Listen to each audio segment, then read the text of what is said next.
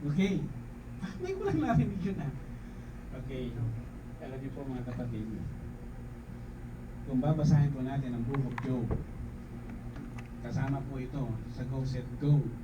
Kung babasahin po natin ang Book of Job, nakikita po natin na hiniling ni Satanas na subukin si Job. Si Job. Pumayag ba ang Diyos? Pumayag siya. Bakit? Kasi kilala ng Diyos si Job. Pagka tayo inalaw ng Lord na subukin ni Satanas, kilalang kilala ka ng Diyos. Amen. Yes.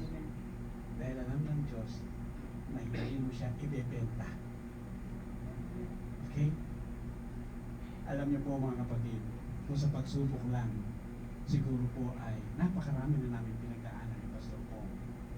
Okay, sa pagsubok. Pero natili po kami manapay, natili kami tumayo sapagkat ito yung panawagan ng Diyos. Ano man ang mangyari, buhay man ang maging kapalit, I will stand. Amen. Amen. Courage. Dapat maging matapang.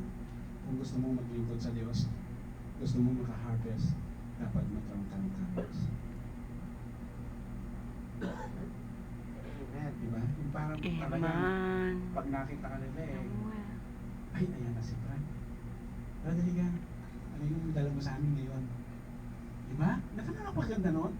Okay, gandang tignan ng taong dumarating na may dalang mabuting Balita. according to Isaiah. Okay.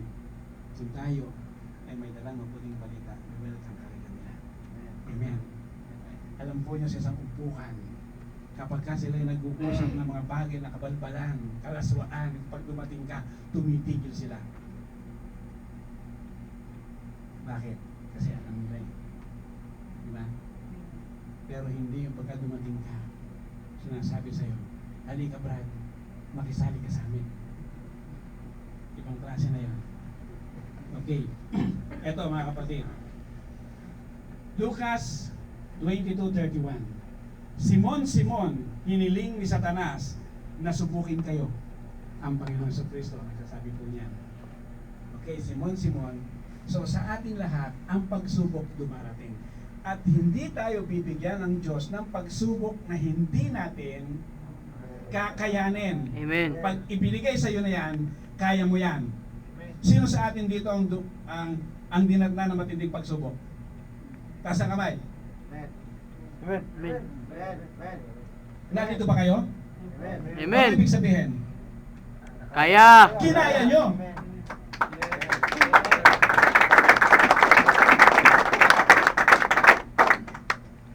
Okay. Simon, hiling Satanas na subukin kayo. Subalit, okay, ito po ang napakaganda at gustong-gusto ko yung sinabi ng Panginoon sa Kristo. Ito, favorite ko po ito nung ito po ay aking meditate. Subalit, idinalangin kita upang, hallelujah, huwag manghina ang iyong pananampalataya. Amen! Sino ang nanalangin? Ang Panginoong Jesucristo mismo ang nanalangin para sa iyo na kung dumating sa iyo ang pagsubok, ikaw ay manatiling matatag at malakas. Amen. Kaya kung anumang pagsubok ang darating po sa atin, tandaan po niyan, mapagtatagumpayan natin yan. Sapagkat ang sinabi nga po natin, we are a winner, a more than conqueror, a victorious Christian. Amen? Amen. Salamat sa tubig. Okay. Nakalimutan ko eh. Okay. Subalit dinalangin kita upang huwag manghina ang iyong pananampalataya. At ito, take note mga kapatid. At kapag nagbalik loob ka na, patatagin mo ang iyong mga kapatid. So, ibig sabihin mga kapatid, yung nangyayari ngayon sa iyo, maaaring mangyari sa iyong mga kapatid at iyon ang magpapatatag sa kanila sapagkat nangyari na sa iyo. At napagtagumpayan mo. Amen? Amen. Yes. Oh. Ayan, sige. Minsan kasi nagre-reklamo tayo pag may pagsubok eh. Minsan, kung kailan pa ako naging born again, saka pag dumating ang napakaraming pagsubok, praise God! Pag marami kang pagsubok, magpasalamat ka sa Diyos. Dahil pag wala ka ng pagsubok, baka salig-salig mo na. Siya ulit. Okay. Di ba napaganda sinabi niya? At kapag nagbalik loob ka na. Alam niyo po, nangyari kay Peter yan eh. Nagkaroon po siya ng nag-struggle yung kanyang spiritual career ni Peter. Alam niyo po, natatandaan niyo, maaari nabasa niyo na yung buong istorya ni Peter, na kung saan 3 beses niyang itinatuwa ang Panginoon sa Kristo. That is the weakest point ng life ni Peter. Alam natin si Peter, very strong. Amen? Very strong ang kanyang karakter, ang kanyang personality, talagang very strong. At talagang mandirigma siya, kahit siya ay mga isda. Okay. Very strong talaga siya. Pero dumating yung point na kinakailangan magkaroon ng turning point sa kanyang buhay. Na yung kanyang dating pagiging carnal man ay mauwi sa spirit man. Dumating po sa buhay ni Peter yun. 3 beses niya tinatwa ng Panginoon sa Kristo. Amen? Nagano siya? Nagsubside po yung kanyang faith.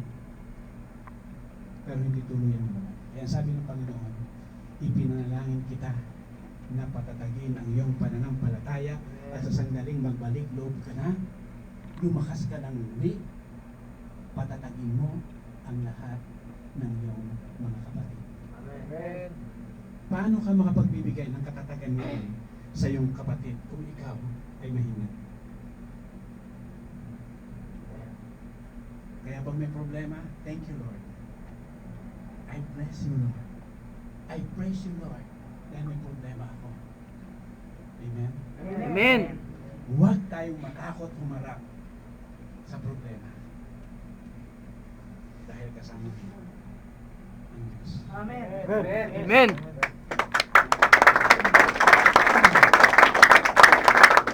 Okay. The assurance of our victory is the word of Jesus Christ and His promises. Matthew 28:18, ang sabi niya, all power is given unto me in heaven and in earth. Okay. I am with you always. Okay, sabi niya, I am with you always. Okay.